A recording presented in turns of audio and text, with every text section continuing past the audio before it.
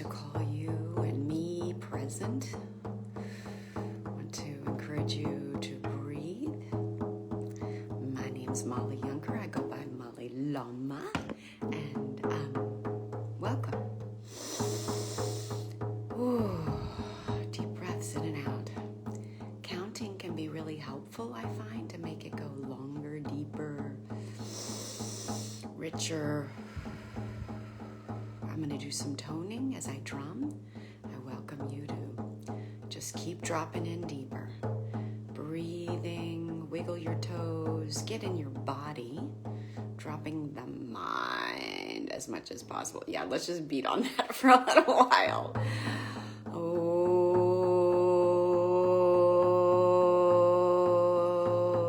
so breathe. Come to the body, come to the moment.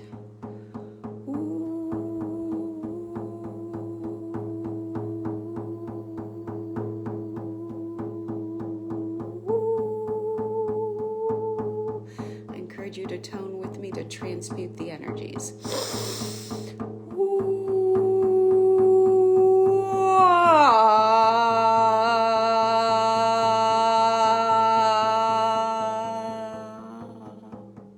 Whatever sound wants to come forth. I know when I go deeper, it feels more like it smooths things out.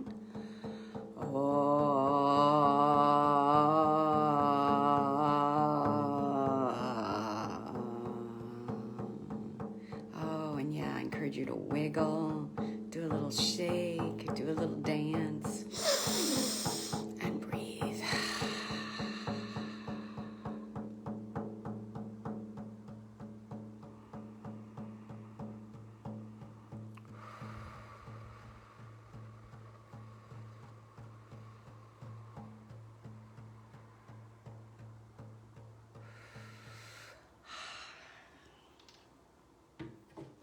Thank you for joining me this morning. We have a lovely morning out there. I say that. It was all overcast a little while ago, and then I had left what I call the lid to my car open a little bit last night, little windows, and I was like, looks like it's rained or gonna rain, and I went outside, took care of that, and then I came back in and sat down, and a little bit later, the sun just came in on me, and it was just like this glorious spring morning. So just take a moment and imagine that, and just like touch your heart and that feeling of the glorious morning and the sense of possibility and the sun shining bright.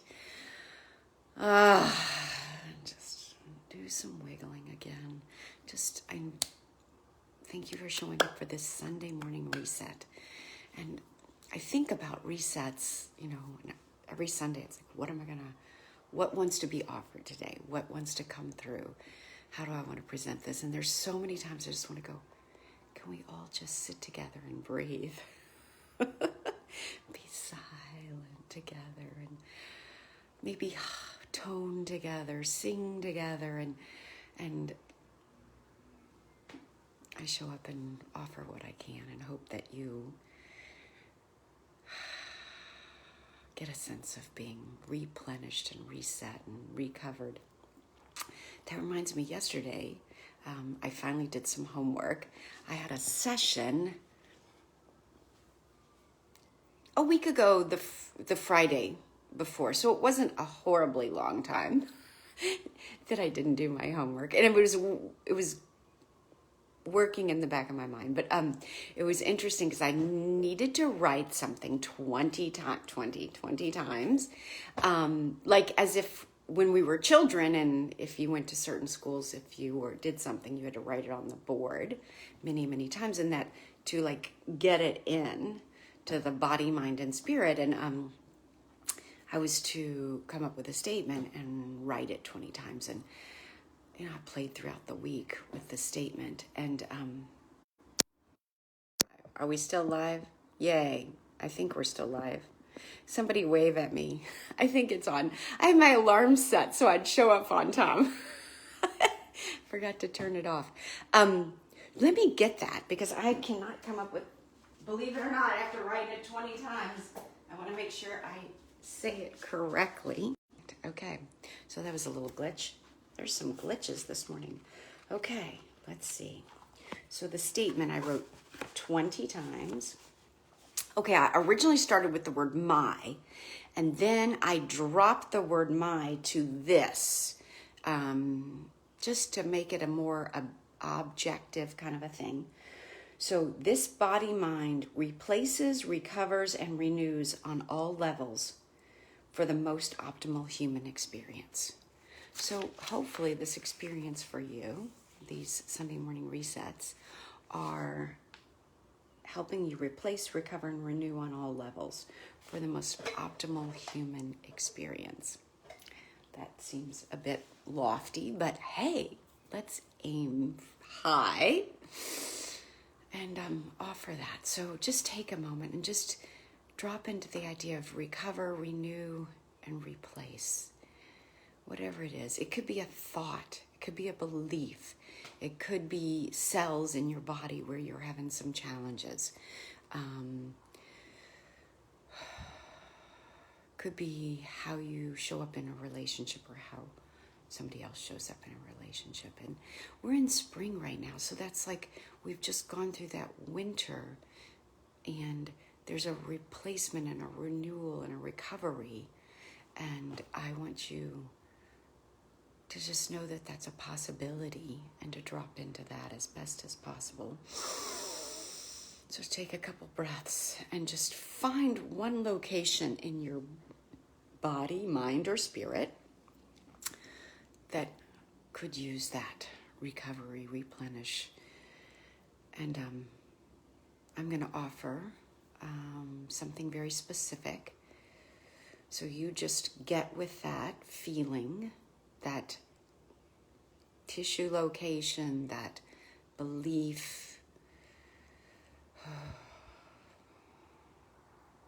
So we're going to go to an emotional resolution work, and we're going to go to something when you're quite young, where there was a lack of being honored. On whatever level that is, you may have a memory of it, or it may be pre-memory, and that's okay. But since then, if you don't remember that first 10 times, you can tap into the feeling, because I expect it's happened since then. So a lack of being seen and honored as you, all of you, and just take a moment and put an emotion to that. You could have anger, shame, frustration, whatever emotion feels appropriate for that. And then on a scale of 0 to 10, with the level of stress, that with 10 being the most stressful, just drop in and feel what that feels like. How stressful that feeling of not being seen and honored and respected. Okay. Then we're going to, before we activate this, we're going to offer a strategy to help support it, the activation, and have it go really deep. And it feels something to do with the heart. It's the wisdom. Okay, so the acupoint CV, conception vessel 14, is probably just below like the breastbone in that area. So I want you just to tap in that area for a second, or more than a second, and just breathe. This goes right into the heart, the emperor of the body, the emperor of the meridians, the wise one. So tap into that. So now I want you to drop into the feeling, the stories, and let any story come up of not feeling honored and respected. And you're going to start, how we're going to do this is you're going to put your head over your right shoulder. So this is my right shoulder. I would go this way, but I think if I'm mirroring you, you would figure it out. Your right shoulder, call in the emotions. You're going to inhale as you recollect the stories and the feelings. And then you're going to exhale as you let go of all the emotions. And you're going to do that back and forth. And these are deep breaths, like sweeping breaths. So I want you to, what I came to when I was doing this again as a repeated homework after a session, I saw it as there's a pile of, name it whatever you want to name it. And with each recollection, I was scooping up a bucket, a shovelful, and with each exhale, with each letting go, I was getting rid of it. So there's this big pile, and I'm clearing it out. So you can think about that or whatever comes to your mind. So I'm going to do this for an amount of time, and I'm going to activate for you while you do the sweeping breath. And if you want to, you feel like there's more, come back and do this again, either on your own or watch this part of the video again. So start with your head over your right shoulder, drop into the stories, feelings, whatever that feeling is. And then when you're ready, just start inhaling, like scooping it up, and then exhaling and letting it go. And I'm going to tap as you do that.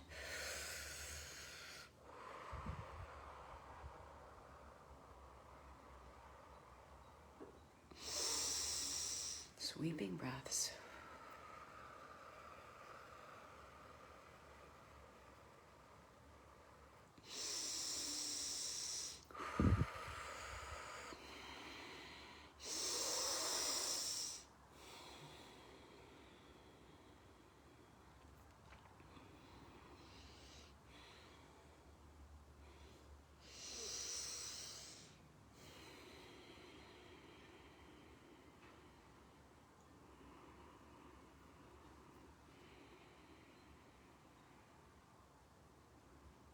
I can feel my body buzzing, so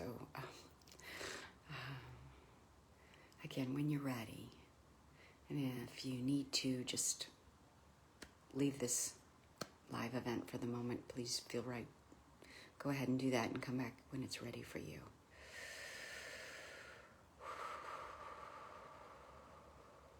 And if you're still on here, I want you to check in. And the number 0 to 10, where you were in the beginning and where you are now, and just observe. I know people often come down 4 points, 5 points in just a few minutes, and just trust that may have gotten started and the work will continue, and that can drop. And if you're interested in individual sessions with me to help you break through some more things and get lighter, get buzzier, get happier, less sticky, please reach out. I finally learned, and I hope it worked, how to post my information before I got on. So you have all that above. And later, afterwards, I will post information about this session. So today I was sent to The Gift by Hafiz to offer, and I've got 2 poems I've been guided to read today. So the first one, and I'm going to probably read this twice because it's like I'm wrapping it. I'm going to tell you, then I'm going to read this other thing. I'm going to come back to this because sometimes we need to hear something more than once, right? Okay, the first one is called The Foundation for Greatness. Greatness is always built upon this foundation, the ability to appear, speak, and act as the most common man. I'll read it again. Greatness is always built upon this foundation, the ability to appear, speak, and act as the most common man. And common man is capitalized, so that. And then this other one, okay, is like 3 pages long. So just sit back, get comfortable. It's kind of a story. It's a story.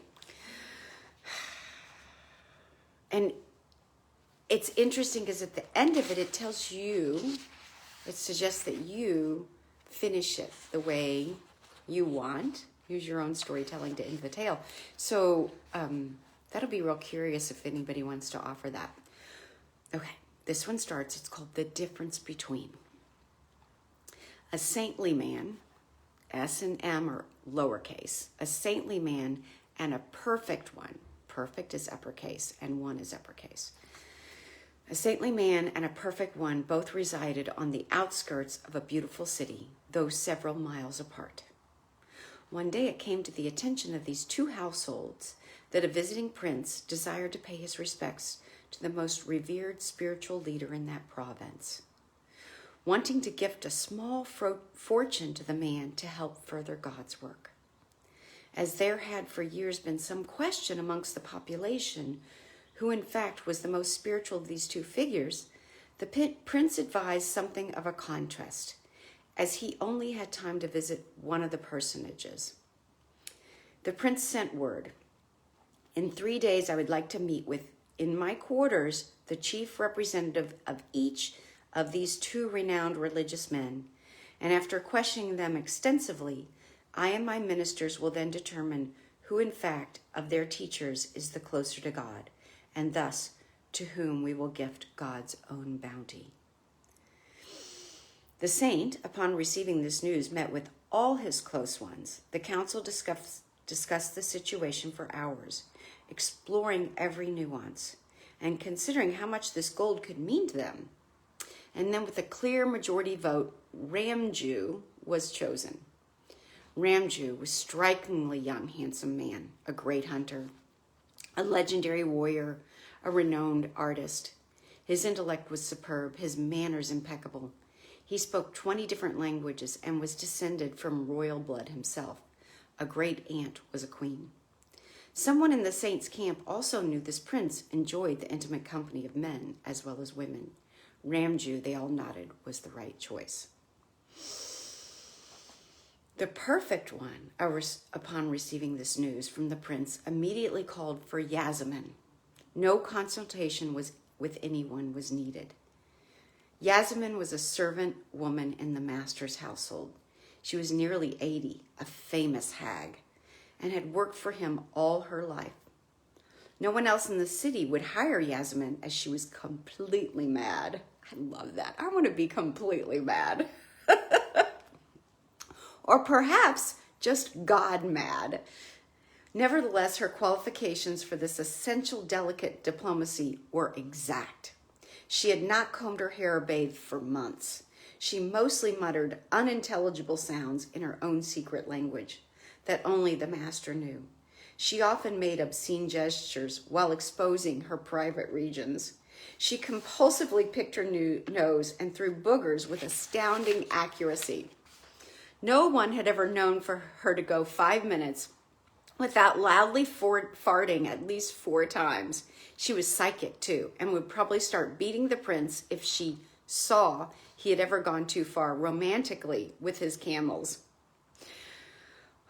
Yasmin, the perfect one, knew was the right choice to be his envoy, especially when she agreed with a deep, enlightened laugh.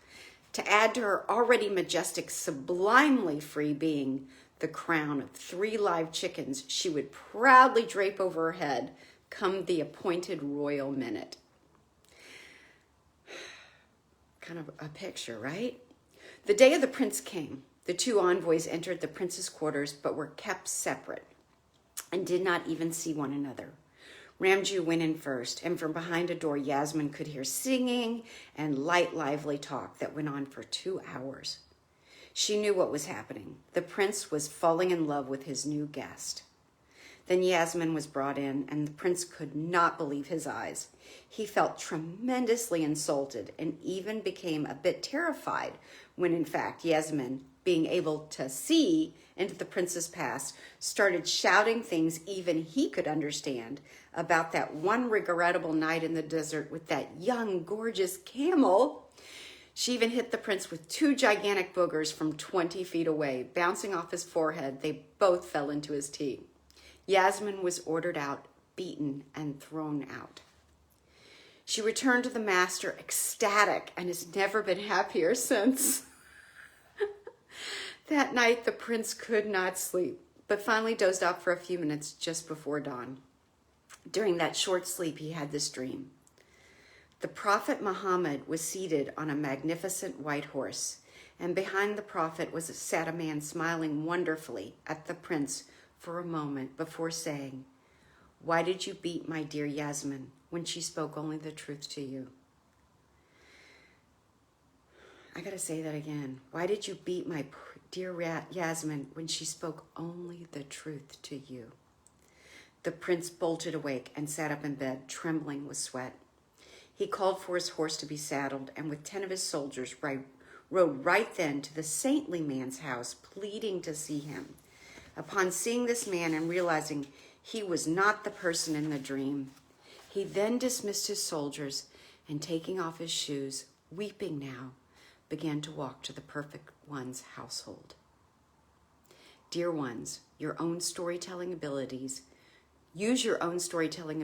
to end this tale in a way that will most uplift your heart. That feels like some homework. Speaking truth.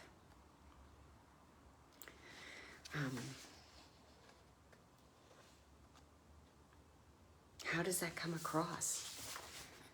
How does that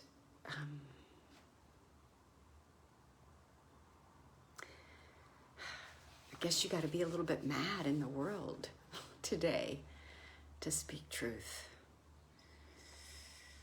To be okay with being not seen, not respected, not honored, beaten and thrown out.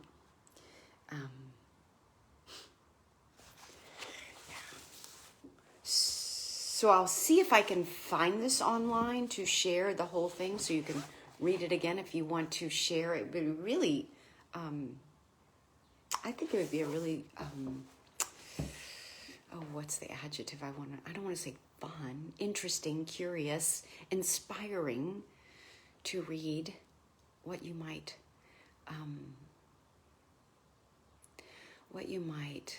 take away and how you might want to finish that story in the most uplifting way. I like the idea of all the different, seeing a couple different ways, because we play out scenarios in our own head many times, and we're so close to our own stuff, we're not always able to have that objective, inspiring, heart-lifting choice, objective. So I want to encourage you to help all of us have a objective, inspiring ending to that story, that poem, and go from there. So let's see. I feel like there's something else to end with to help ground this, inspire this, have this open you up even more for a reset, a renewal, a recovery, a refresh. And while I don't fully understand, which, there's something called the 4 gates in Chinese medicine, and my awareness is it's like it's gonna flush things, open things up, and we all have stuck things, thoughts, beliefs, energy in different ways. So the 4 gates includes both of your large intestine 4 on each side. So this point often deals with, or is addressing a lot of the face stuff. And I believe upper burner stuff. So stimulating that on both sides. And then, let me do that. Let me tap that in. You stimulate. I'm doing it also for you. And then basically the same point on your feet, between the big toe and the next toe, back a little bit. And we're not needling, so you don't have to be specific, but just in that area, just you can gently touch just to bring awareness. You can tap, you can press, you can hover over, whatever feels most right for you. Same thing here. It's more of an energetic thing. And so I'm going to tap that in as you work with the kidney 3 point. So these are the gates, just opening up, flushing. It's like spring again, a renewal. I was looking at Facebook the other day, and some people I know are in Asheville, and the mountains and the rains, and they were just taking photographs of waterfalls, and it's just gushing.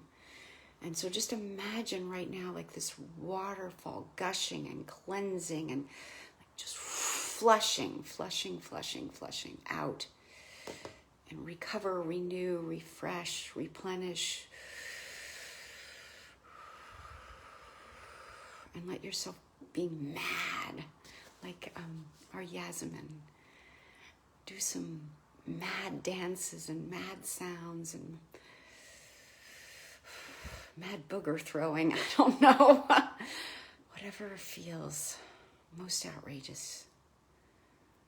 Sometimes we need to do that.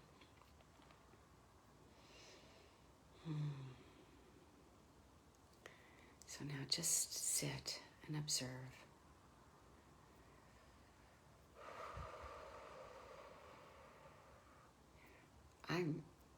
Whatever we've done today, I've got a lot of tingling going on throughout my whole being, which feels really, really good. I hope you get an experience that feels helpful, hopeful, refreshing to you today. Mollie Lama again. I actually learned something, and I put all the information ahead of it, how you can support me and for a love offering for this, and some offerings that I do for anything from COVID sessions to COVID vaccine sessions to in-person circles in the park to individual and family sessions, either in person or remote. It all works. It's all very effective and helpful and hopeful, and may you be refreshed and renewed today. I hope.